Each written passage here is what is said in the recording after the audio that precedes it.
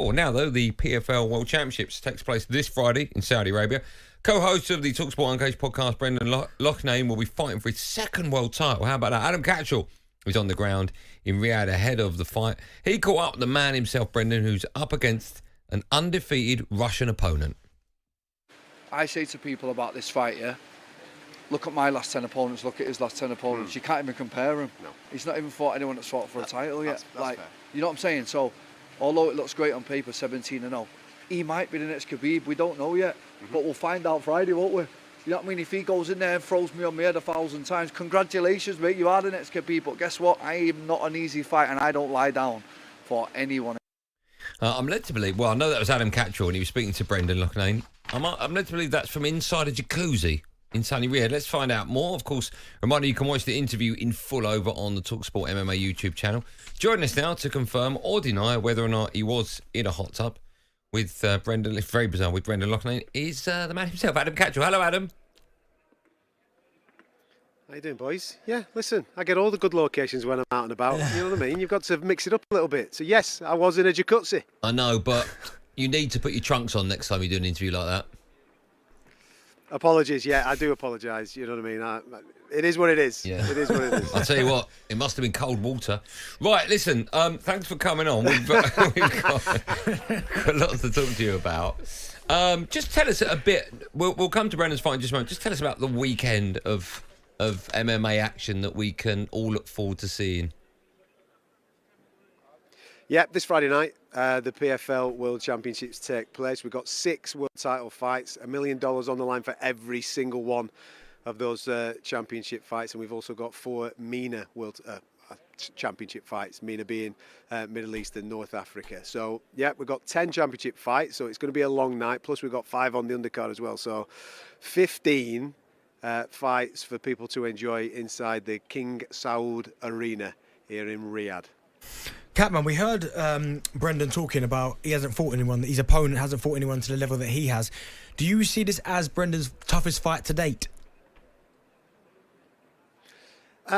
Listen, this is his 36th professional fight. He has an extensive amateur career. He's been there, done it and got the t-shirt. And if you look along the way in that resume, there's been some tough challenges. He's been in the PFL Championship final before against Bubba Jenkins. That was a wrestler. That was a tough challenge. But this guy doesn't know how to lose, obviously. He's 17 undefeated, is Timur Khizriev. He is out of that Khabib Nurmagomedov camp.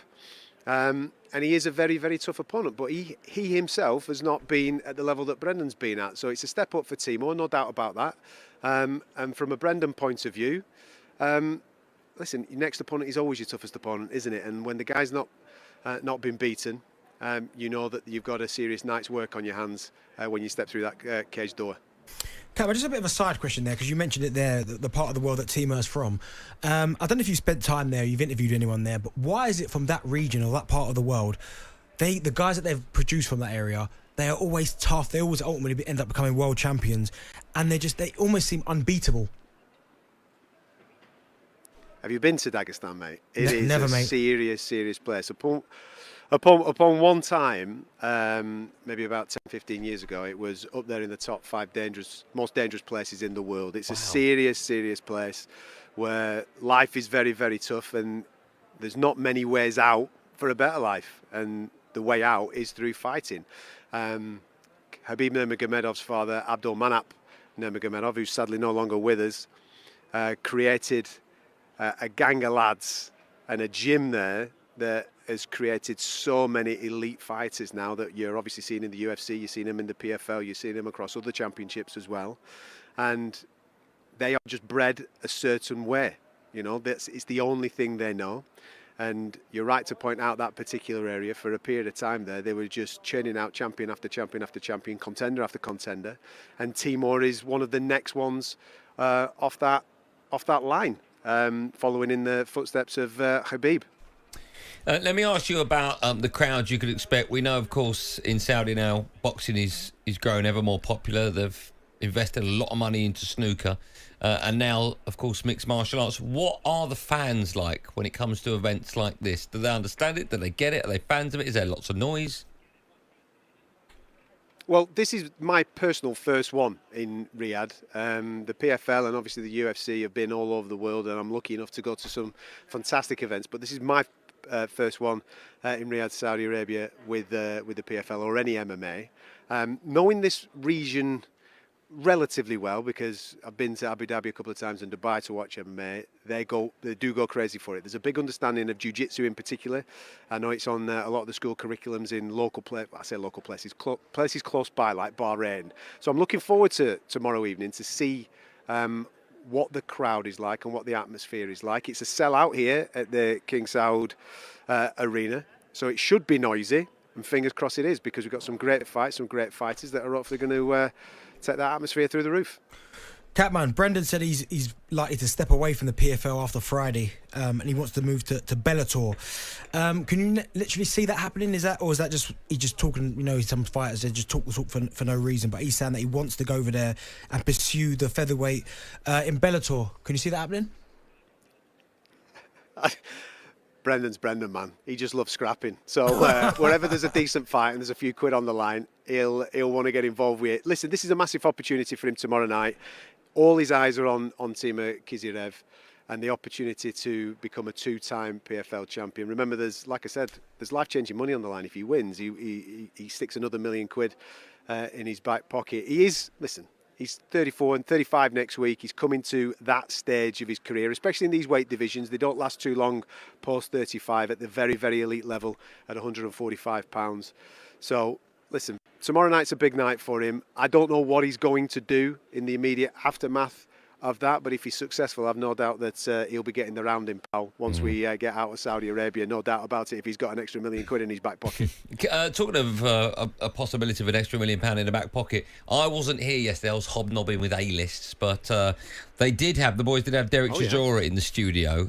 He was talking about, he's got a couple of fights coming up, 49 and then his 50th fight, and he was alluding to the fact that he would quite like the idea of taking on Ngannou in Africa. What's your view on that?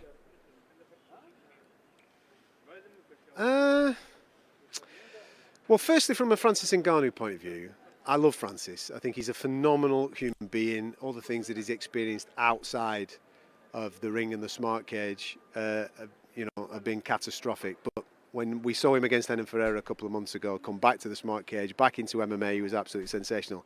Personally, I want him to stay in MMA. I think, we had a little bit of fun going into the world of boxing. I think he ended up getting found out at that very top level when Anthony Joshua took care of him.